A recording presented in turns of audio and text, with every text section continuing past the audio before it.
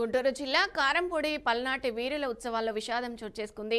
దైవాలకు నది స్నానం చేయించే కార్యక్రమం సందర్భంగా ఆచారవంతులు నాగులేరులో దిగిన సమయంలో పైనుంచి విద్యుత్ తీగలు నీటిలో పడడంతో ఇద్దరు ఆచారవంతులు విద్యుత్ షాక్ గురయ్యారు.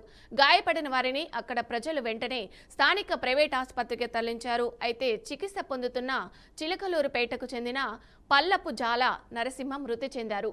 మరొకరు ప్రకాశం జిల్లా పుల్లల చెరువు గ్రామానికి చెందిన అంకారావు పరిస్థితి విషమంగా ఉండడంతో గుంటూరుకు తరలించారు.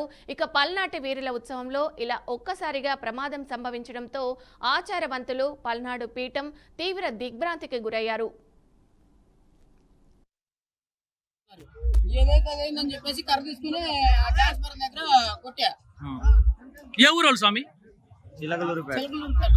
అంటే వాళ్ళు ఇప్పుడు దైవాలు దేనికి వచ్చారు?